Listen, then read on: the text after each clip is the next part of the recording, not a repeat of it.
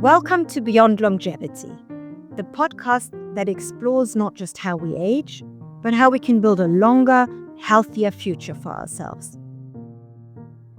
Nearly 2 decades ago, Dr. Gil Blander was trying to convince investors that blood biomarkers could be used not just to diagnose disease, but to help healthy people improve their health.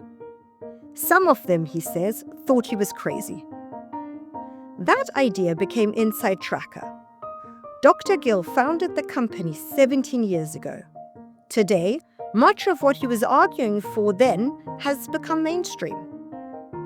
InsideTracker combines information from your blood, your genetics, and your wearable devices, then turns it into a personalized action plan. Practical changes you can make to how you eat, sleep, move, and recover. So rather than simply giving you more health data, it tries to answer a much more useful question. What could and should I actually be doing to improve my health? But Dr. Gil's story started long before InsideTracker. He trained as a scientist at the Weizmann Institute and MIT, working at the forefront of aging and cancer research.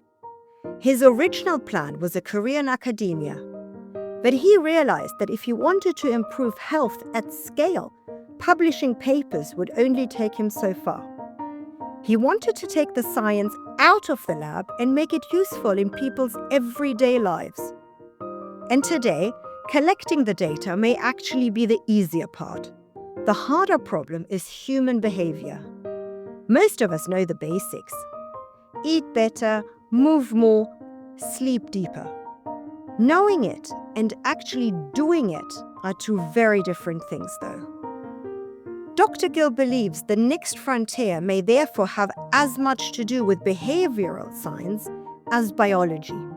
How do you give someone the right advice at the right moment in a way that fits into their real life and helps them actually to follow through? A few months ago, Dr. Gil stepped away from his operational role at InsideTracker. He described what comes next as his second career, taking what personalized health has achieved for the longevity community and finding a way to make it work for everyone. We talk about what years of real-world data have taught him, where he thinks longevity is getting carried away, and what it will take to turn everything we know about better health into something that works in the real world. Please enjoy my conversation with Dr. Gil Blander. Hi, Gil. Thank you so much for joining me today on Beyond Longevity. Rather than starting at the beginning of your career and going through everything you've done until now, I'd like to start with where we are today, because I think that gets to the heart of everything you've spent the last 20 years working on. Today we can measure, bloods and our genetics and sleep and our activity and recovery. But let me ask you something that almost sounds a bit counterintuitive and odd. Have we become better at measuring health than we have at actually understanding it? Yeah, I think that we are somehow trying to measure more and more and more, and we are collecting a lot of information, and you can see it with all the wearable. They are starting to add also blood and a lot of other variable, CGM and other. But I think that the real need is what the heck can I do with that data? What should I do tomorrow? What should I do today? What should I do differently than I did yesterday? And I think that we are not there yet. It's pretty easy to collect data, and everyone collects, and it's good. Collecting data is good because in the future we might be able to use it. But I think that for us as the end user, as a consumer, we don't care about the data. We care about what does it mean for me and what should I do next. And I don't think that we are there yet. That's, in my opinion, the next frontier is what should I do next based on all the data that you collected about me. But from a scientist point of view, do you think we're collecting information faster than we can learn how to interpret it? No, I don't think so. I think that today we have, you've seen it with the NVIDIA chip and everything that's happening. We have enough computing power. We have enough space to store it. We need now to come with some way to communicate it to the end user in a good way. And if you think about it, if we're thinking about wellness, everyone knows that we need to eat better, to sleep better, to exercise better. Everyone knows that, but only maybe 1 or 2% are doing it. So it's not only about the data that you're collecting, it's also how do you communicate it to the end user and how do you motivate it? And all of us are not, we are humankind, but each of us is a bit different. There are some people that I call them more coin operated. So basically give them a way to make some money and they will do everything about that. Some are more motivated by being the best, the type A. I want to be the number one in everything. So we have a few different kind of people, and you need to talk to each of them in a different way. You cannot talk with the coin operator and say you need to be number one. It doesn't care. It care about how can I make more money. And you cannot talk about money for the one that want to be the best. So I think that we need to understand and in a way separate between those different personas and then provide to them the specific information about them. And I think that that's go back to the N of one because I made it very simple. We have a few personas, but actually each of us is a bit different. So if we will know the person very well and we'll see not only what he can do better, but how to communicate with him better and how to make him engage and do the best about his health. That's what we want, but based on what he is react to, I think that then we'll have a much better chance to make everyone in the world live better longer. Yeah, it's a little bit KYC, know your customer, Yeah. From the business side. So, and we'll come back to that a little bit later. And I love your answer because it's really particularly interesting coming from you because you've watched the field, evolve from two completely different perspectives. First as a scientist working in some of the world's leading research environments, and then as someone trying to translate that science into something millions of people can actually use. Before we get to InsideTracker and everything else, I just love to understand the environment that shaped you as a scientist. You trained at the Weizmann Institute and then worked at MIT, and all that during a period when some of the biggest ideas in aging biology, and sort of including work on, sirtuins and NAD, they were gaining real momentum at that time. What was it like to be surrounded by scientists like that every single day, and how did that shape you? So it was a lot of fun, and I really enjoyed it. And I'm still trying to go to a lot of scientific conferences and read the scientific publication, peer review publication, and even writing some. So every year I'm trying to write at least a couple of those. And I think that that's important because at the end of the day, the science give us the material that then we can communicate to the end user. Because if it's not science-based and I'm sure that maybe we'll discuss it later. There is a lot of noise around us from a lot of influencers that are coming and read the one paper and tweak it a bit, and then they're coming saying, I don't know, you need to drink orange juice 5 times a day and you'll be okay. And I took orange juice because I haven't heard anyone saying that, but maybe there is someone. The bottom line is that we need to follow science, and when you follow science, you see that there is no silver bullet. And all of those too good to be true are not true. So we need to be very careful. And it's hard for the normal consumer because he doesn't have the tools to evaluate whether this influencer is right or wrong. So my time at the Weizmann and at MIT was a great time because I worked with the best in the world in the longevity, aging research, and also cancer research and other. And it's helped me to shape my understanding and know that everything that I'm trying to sell to consumers should be science-based, and you always need to put their needs and their health before making money. So yeah, so it was a good time and I really enjoyed it. And it was tough for me to leave it, but I'm excited because I'm still feeling myself inside because I'm interacting with them and also writing paper and spending some time reading papers. So that's my way to keep updated in the recent scientific discoveries. I want to pick up on a few things you said because you sort of glossed over them, but they're quite fundamental and really interesting times, I guess, in your life or in everyone's life involved in the longevity field because it was so pivotal. If I understand it correctly, you joined Professor Moshe Oren at the Weizmann Institute. He's one of the leading researchers in your P53 and cancer biology, because you couldn't find a lab that was doing work on longevity. And I think a little story, I don't know if it's so true or not, but tell me about that if it is or isn't, that he sent you to a library to find projects that could address your interest because you really wanted to do longevity, and he was doing cancer research, and he said, find a project that can combine the two. Yeah, that's true. So I joined him because at that time, he used to be the best scientist at the Weizmann Institute. My strategy was always go to the best and work with the best. And as you said, he is a leader in the P53, and P53 is the most known and the most mutated, the tumor suppressor in our body. So around 50% of the cancer have a mutation in P53, and that's why the cancer grow and at the end might kill us. And I came to him and I said, I'm very interested in what you're doing, but I'm more interested in working on longevity or aging. So yeah, he sent me to the library and I spent a couple of weeks there. And then I found a protein that was just, or a gene that just was cloned, that is the gene for the Werner's syndrome, which is a premature aging syndrome that affect mainly Japanese, very rare. But basically, the patient there died from also cancer, but aging-related diseases at the fourth or fifth decade of their life. So that was an interesting discovery of a different lab, and we looked at what is the intersection between this protein and P53 and cancer, and it was a fun time to work together with Moshe and publish a few papers about that. And that work took you from the Weizmann Institute to MIT, where you joined Leonard Granter's lab at a super interesting time in modern biology. What did it feel like to arrive in a lab where aging itself was the central scientific problem, rather than a question you had to fit around other research?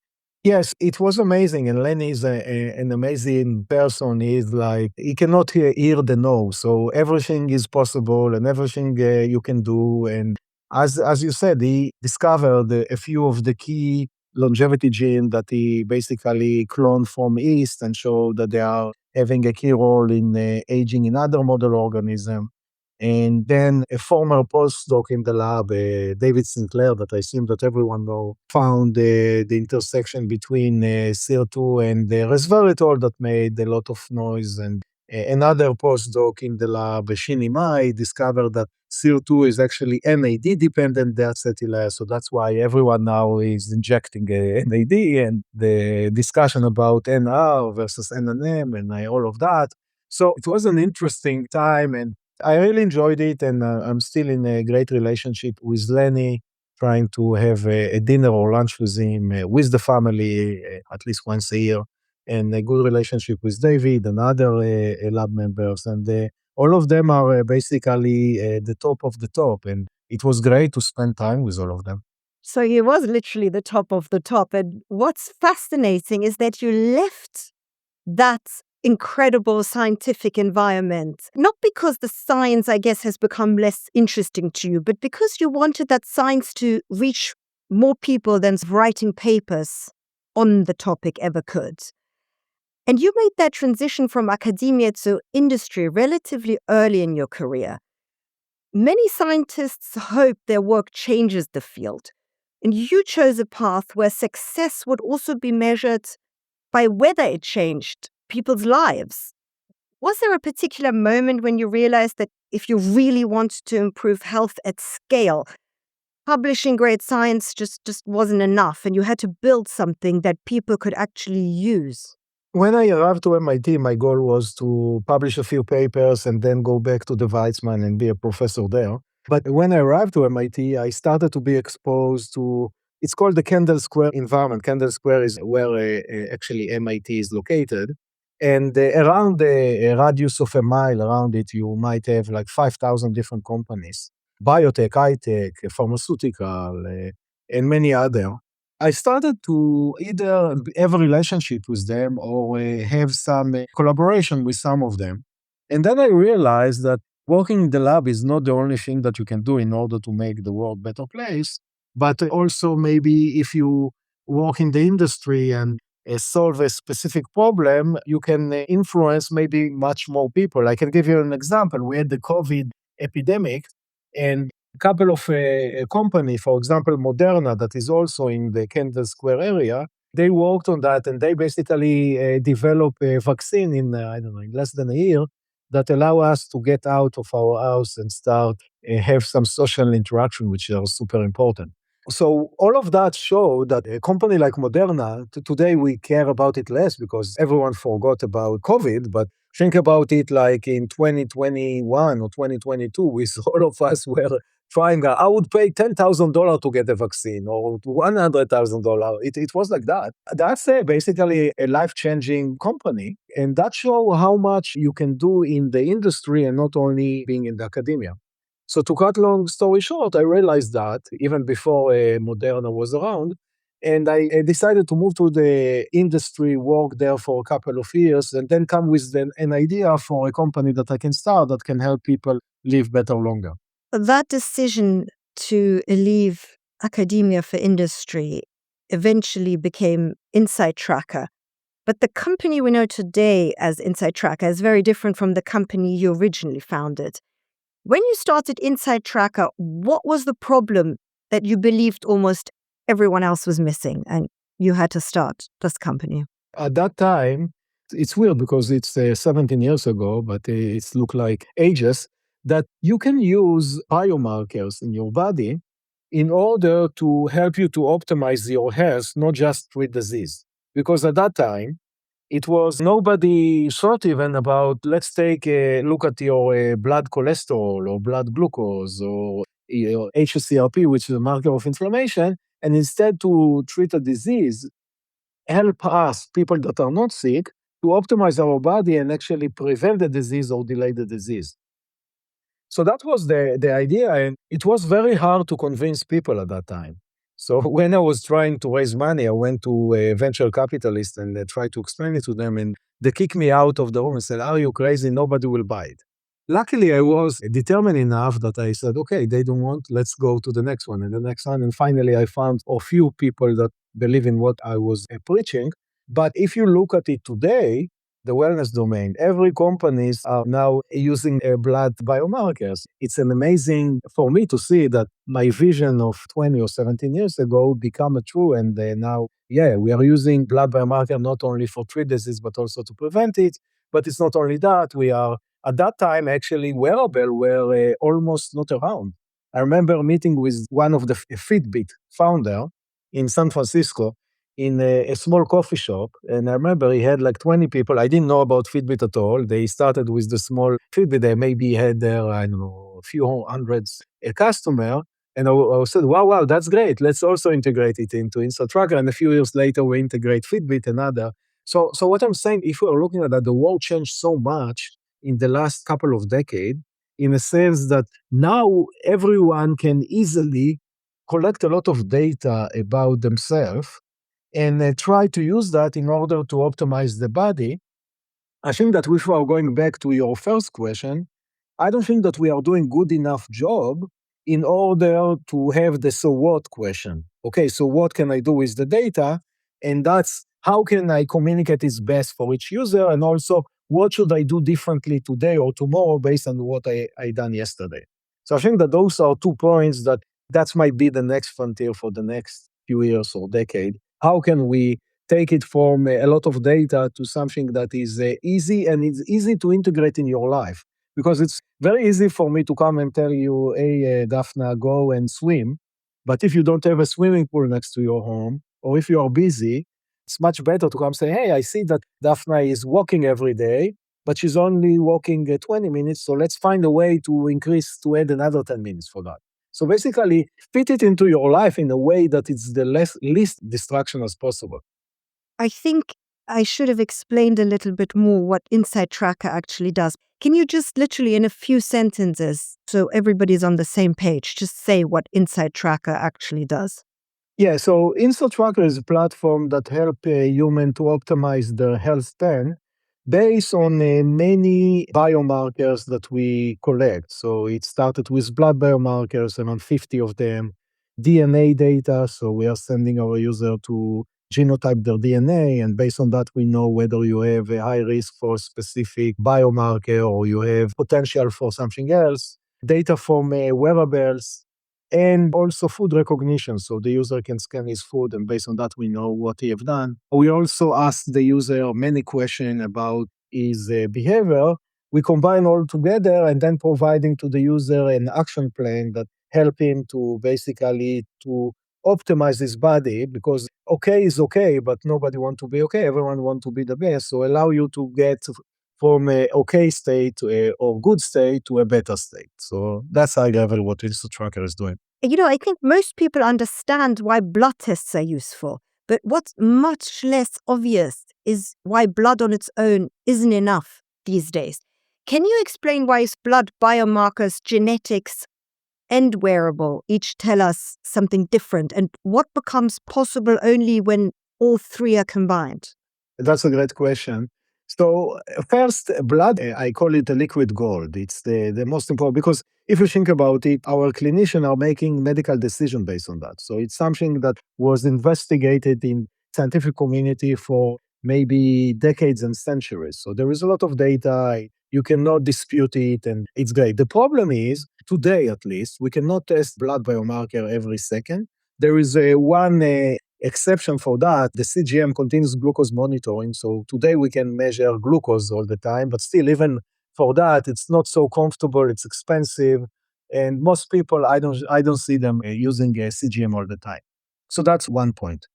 Another point, if we're going now to the DNA, the DNA is showing to you basically the risk and the potential. And I can give you an example.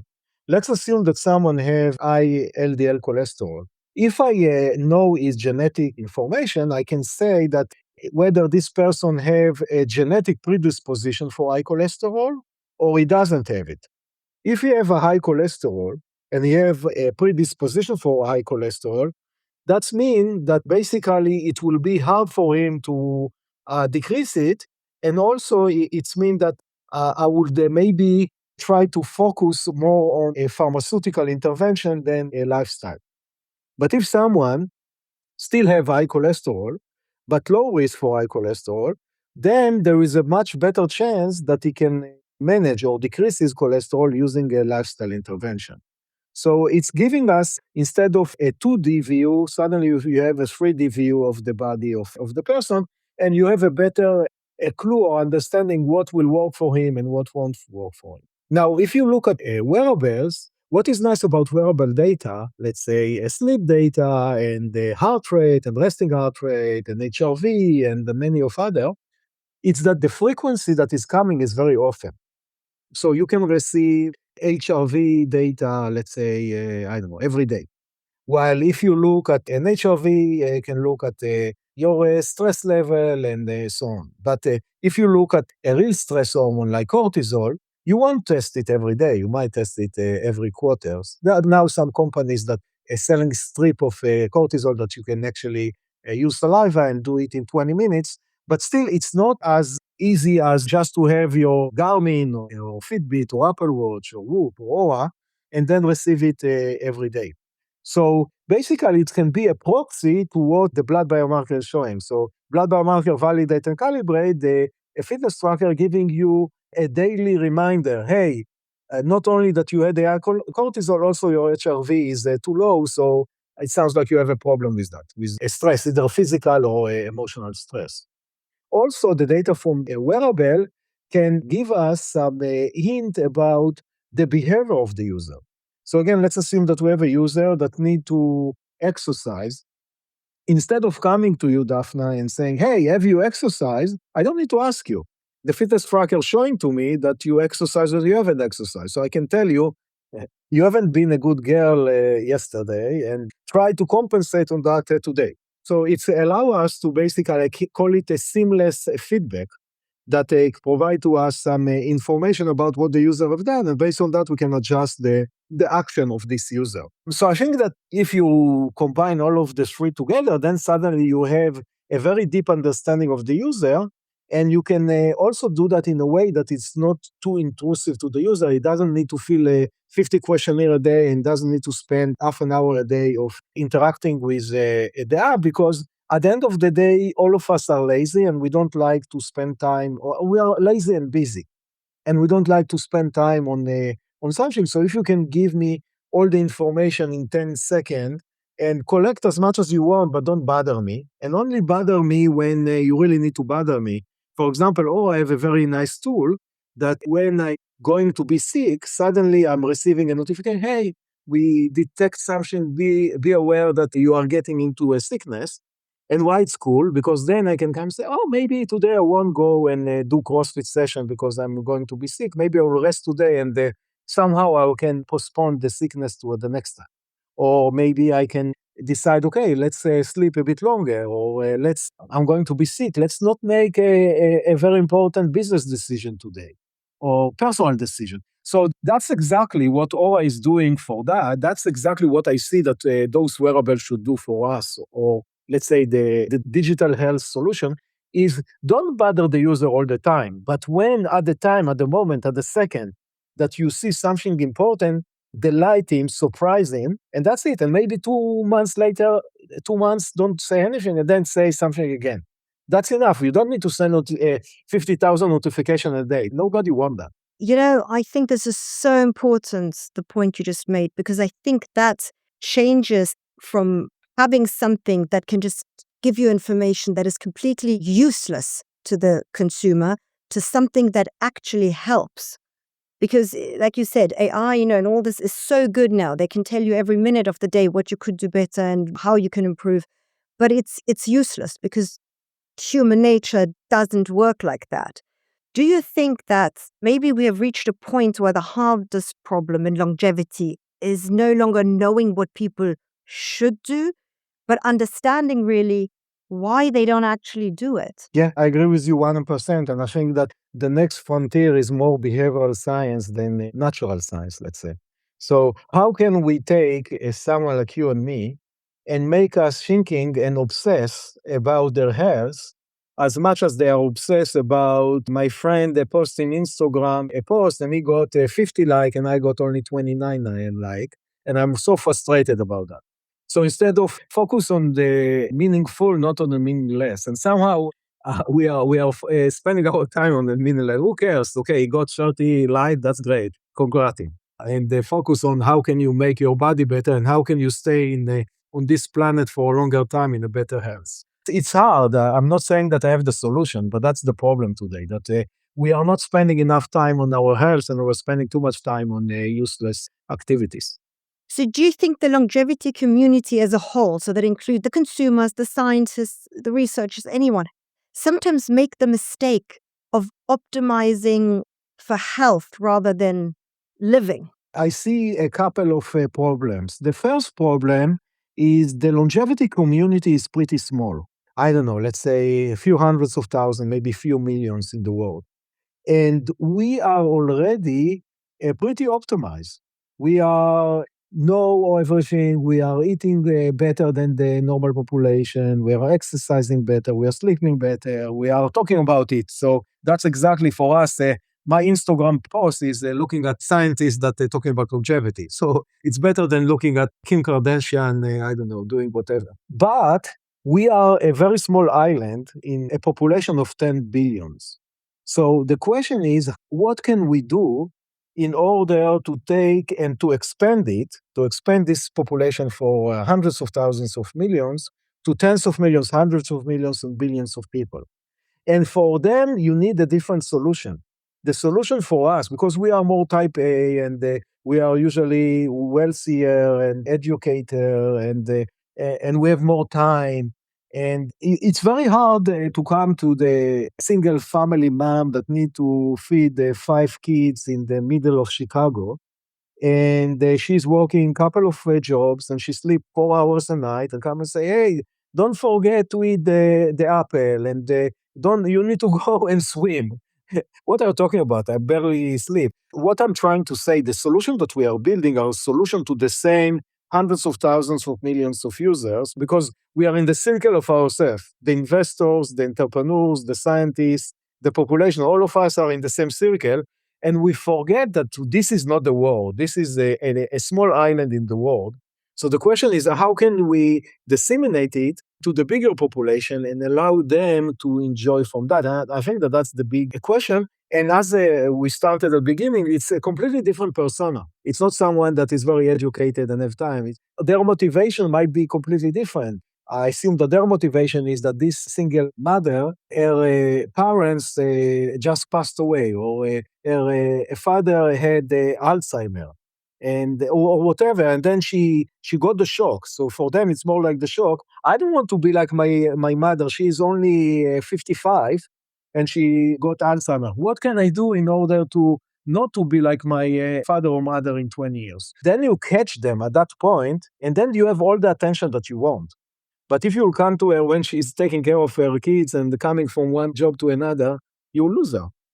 You know what I find so impressive and so interesting about your whole career is that I think the way it looks to me is you've had really one main idea, and that's translation, that taking good science, great science, and making it genuinely useful. What do you think has been the hardest part of turning good science into something that genuinely improves people's lives? I think it's exactly the translation. How can you make it exciting and something that the user will be obsessed with?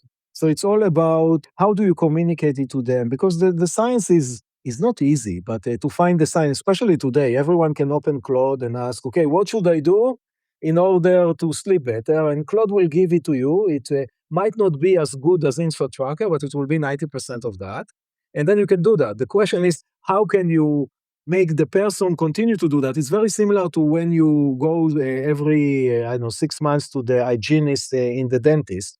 So couple of weeks before, you are brushing your teeth well, because you don't want her to shout at you, say that you're not doing it. Let's say a week later, you continue to do that, then you forget, and then how can we fill up the 5 months, that the dead 5 months, that the person doesn't brush his teeth or taking a good action on his mouth hygiene to do it well? It's very hard because even the dentistry domain haven't found a good solution for that. So that's a very important point, and I think that we can learn a lot from the social media, all the Facebook, and what the heck, why are they obsessed with that? People are spending, I don't know, 5 hours a day on that.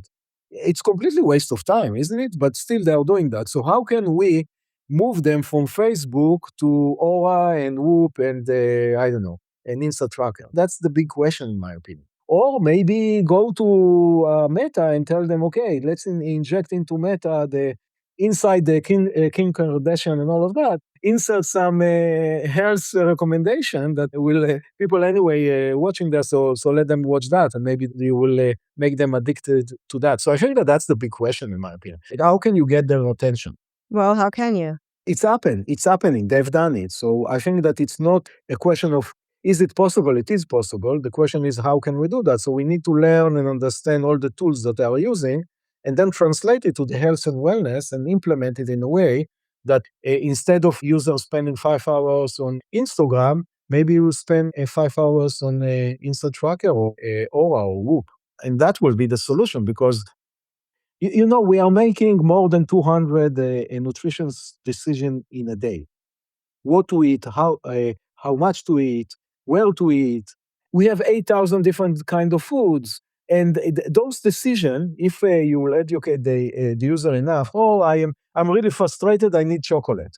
So at that time, if you can catch the person and come and say, maybe Meta is the solution because they have the Meta glasses. So when you see him running into the chocolate cabinet or opening the chocolate, then say, hey, no, maybe take an apple. So I think that finding the person at the point of a decision and then come, I think that if they will come to me and say, hey, change the chocolate to apple. I'm just giving the chocolate as an example. Or I really frustrated, I need a beer. So at that time, they say, oh, okay, maybe drink water instead of that, or whatever. I think that that's the what we can do, because I think that if we will communicate it in the right way to the person at the right time, at the decision point, there is a good chance that they will do that. You know, our body is the most important machine that we have. And it's not easy. It's not like my dryer of the clothes got broken. So it's not a problem. Now I can buy a new one and that's it. I cannot do it with my body or my brain. You cannot go to the shop and buy a new brain or a new body. So we need to maintain it. We have to maintain it well in order to have our brain or body for the next decades, if not longer, hopefully. Tell me something. Very few scientists have had the opportunity to watch their own ideas tested against years of real world data from so many people. That doesn't just confirm ideas, sometimes it forces you to abandon them. What's one conclusion that you were genuinely convinced of 15 years ago or 20 years ago that the data has since forced you to rethink, or behavior of people? Yeah, I think that, for example, I can give you a point about InsideTracker because we published a few papers, and just recently, a few months ago, we published a paper on a cohort of 20,000 people that we followed them for some of them for more than a decade. And you can see that if people are testing and then receiving some recommendation and then testing again, you can see that a lot of them are improving. But it's not for everyone. So if you look at a specific person, you can see that some are improving and some are not improving. And we have seen that there is a correlation between improvement and taking action. So, for example, we've seen that it's very easy to show it. It's not rocket science, but someone that started with low vitamin D and they consume vitamin D supplement improve with vitamin D. But we also have seen that people that accumulated more steps, on average, improve better their cholesterol than people that haven't accumulated more steps. So you're starting to see, to open the kimono and try to understand in the population, but also you can look at N of 1 experiment to see that there is really a action reaction, and what is written in the scientific publication is true, but it's not always true to everyone. So it's getting back to, let's try to understand you better. How your blood look like, how is your DNA, how is your digital biomarkers look like, and based on that, to build a plan for you that is very personalized for you. But at the end of the day, even if someone built you the best plan, you need to be engaged and do that. If you want, and nobody can take care of the plan. So you need to do the plan, to implement the plan, and you need to continue to do that. So I think that what I learned is, for that are a few points. First, what we build is great, but it's again focus on the, let's say, 5 million engaged type A population. It's not something that the average person that walk in the street of Boston or London will do it. So we need to simplify it, and we need to understand, and we need to build. The personalization is not only whether you have high cholesterol or high glucose, it's also how do you react? Do you like to receive a feedback, a tough feedback, someone that's shouting at you? Some people like it, or someone that, oh, it's okay, yesterday was bad, but today will be better. So there are different ways to communicate it. And then there are also different motivations. So again, going back to the behavioral science, and I think that it's very hard to do it. I haven't seen anyone doing a good job in that. There is one company called Noom that is more like a company that working on a diet that basically using some behavioral science, but still, even them, they have a lot of room to go. And I think that that's the key. How are you making the user of your digital health app addicted to the app? And when he is missing something, you will feel so bad that tomorrow will do better. And again, you don't need to shame him because everyone is making a mistake, but you need to make him feel that, okay, it was today, that's okay, it's gone, but how can I do better tomorrow? And always think like that. I think that that's the way to, because again, if we are going to the basic, maybe 80% of our health is based on our lifestyle. Even if you got a very bad gene and all of that, even in Alzheimer, which is crazy, I just learned it recently, 45% of the thing that get you into Alzheimer can be controlled by you. So if you will eat well and exercise well and keep your eyesight well and hearing well and so on, there are 15 different variables, you have around 50% less chance to have Alzheimer's. Think about it. That's crazy. That's amazing. So what I'm saying again, a lot of it, not all, but a lot of it in our control, but we need to work for that, and there is no silver bullet. It's not like if someone comes to say, hey, just take this supplement, you are okay. No, there is no something like that. I haven't seen it. Let me ask you a bit of a personal question. Do you think building a company made you a better scientist, or has remaining a scientist made you a better founder? It's a good question. I think that being a scientist allowed me not to go too far to commercialization and stay as close as possible to the science. But in another way, and again, it's a question of what is your goal. If your goal is to help people to live longer, better, that's good. But I could make some changes that will make me a lot of money. So the question is, again, what is the end goal? If the end goal is to help more people to live better, yes, it is. If the goal is to make more money, the answer is no, because you are less flexible to take a direction that are more commercialized and might not be the best for the user, but it's the best for the company. So that brings us to something very current. Only a couple of months ago, after 17 years, you announced that you were stepping down from your operational role at InsideTracker. I think you called it passing the torch. I'm sure you didn't take this decision lightly. Tell us why you took it now and what your plans are.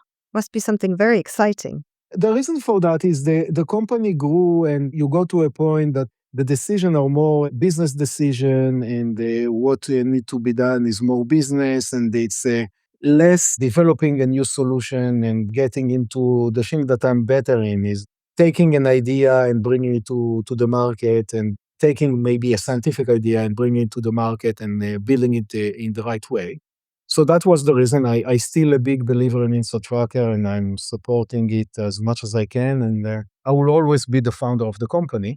What is next is exactly what we discussed in the last, I don't know, 50 minutes or so, is I'm obsessed of how can we bring what we brought in InsideTracker to the longevity crowd. How can we bring it to every person in the world? How can we communicate it? How can we deliver it? How can we make everyone in the world, not the wealthy, healthy, and the longevity obsessed, living better longer? I'm trying right now in my, let's say, second career to do that, to take it to that point and allow everyone in the world to live better longer. What a goal to have in life. Let's zoom out a little bit, just to finish off. After spending almost 2 decades at the center of personalized health, what do you think the longevity field as a whole is currently overestimating, underestimating, or simply just getting completely wrong? Yeah, no, it's a good question. I think that I don't see us living to 200 years in the next decade or so. So I think that there are some people that are claiming that. I don't see an intervention that other than lifestyle intervention, basically food, supplement, exercise, sleep, and so on, that can allow us to increase either the lifespan or the health span. So I think that that's one point that people overestimate or exaggerate, and that's okay. There are some people that that's their job because they need to be the beacon that will follow it. But in more positive way, I think that there are several development in the longevity domain that maybe in a couple of decades or more, that might allow us to break the limit. And the limit today is 122. That's the longest lived human that we really believe that happened. How can we cross that? I think that it's possible, it's doable. And there are a few interesting technologies that are under study. Some of them are even in the clinical studies, but it will take time. And it's good that it's taking time because there is regulation, because I feel that a lot of them might be toxic in some way. And yeah, they will increase the lifespan, will may increase your cancer chance or other diseases. So we need to be sure that everything is working well before we are bringing it to the mass market. And what excites you most in the next decades? You mean related to new technologies? Anything. For me, it's again, how can we disseminate what we learn and what we build for the small audience of the longevity seekers? How can we expand it to everyone in the world, and somehow by that allow everyone to live better, longer, and allow us then to be more efficient and less diseases, and allow us to enjoy life? What a positive note to finish on. I love that. Before I let you go, I'm going to ask you the 5 rapid fire questions I ask all my guests. What's the single best piece of advice you would give your younger self? Yeah, do what you like and do it well. So I know that today some people are choosing their occupation based on whether they will have a job or it's a good job or paying well. And I think that everyone should do what he like, because when you're doing what you like, you'll find you enjoy it. When you enjoy it, you will do a good job. Name one habit everyone should adopt for a longer, healthier life. One habit. There are many, but I can say that sleep is very important. So try to optimize it. And I can talk about it for 5 hours. But yeah, you can again run it in Claude and you will find all of that. Sleep is underestimated as it's so important. So sleep well and be sure that you are getting the most from your sleep. The next one is a very tough one for you because I know you took that decision when you were 12 years old. But if you weren't in longevity science, what career would you have chosen? Yeah, I was really interested in actually in physics. And I remember as a young kid in Israel, I drove to Jerusalem to the patent office of Israel with an idea for how can we make energy better. So I assumed that I will be a physicist. That's amazing. How old were you when you did that? I don't, it was before, maybe before 12, so maybe 10 or something like that. That's amazing. What microdose habit, sort of 5 minutes routine or small daily action yields outsized longevity benefits? Most of us, I would say, not all of us, are sitting too much. So if you can move every hour for 5 minutes, that can give you a lot of value. So don't sit all the day, but break it by some movement. It's also good for your brain. And people are saying, no, I'm too busy. And I'm saying, no, you are not too busy, because those 5 minutes will clean your brain and then you can be more focusing the next 55 minutes. Yeah. And last but not least, what's the craziest longevity myth you've encountered? And is there any truth to it? There are so many, but the craziest, Pick one. I don't know. Yeah, there is. Yeah, yeah. I don't want to offend anyone, so maybe I'll keep it to myself. Okay, fair enough. Let me be politically correct. Yeah. Okay, I let you off the hook. Listen, Gil, thank you so much for being on Beyond Longevity today. It was such an amazing conversation. And, like you said, we could have just talked about loads of things for hours on end, not just about sleep, but it was really amazing. Hope to have you on again, and especially with your new project. So good luck with that and keep us updated. Thank you so much, Daphne. It was a pleasure. Dr. Gil Blander has spent much of his career asking how you take good science and make it useful in the real world. And after 17 years building InsideTracker, the problem he wants to solve next may be even harder. Because the next breakthrough in personalized health may not be another test, another wearable, or simply more data. We already know a great deal about how to live healthier lives. The harder problem is human behavior. How do you close the gap between knowing what improves health and changing what people actually do? And how do you build something that works with human behavior rather than against it, so people can make healthier choices and keep making them, not for a week or two, but for the long term? This is where Dr. Gil is focusing his second career, taking what personalized health has achieved for a relatively small, highly engaged longevity community and finding a way to make it work for everyone. Thank you for listening to Beyond Longevity, and I hope you join us again for the next episode. Please rate, review, and subscribe.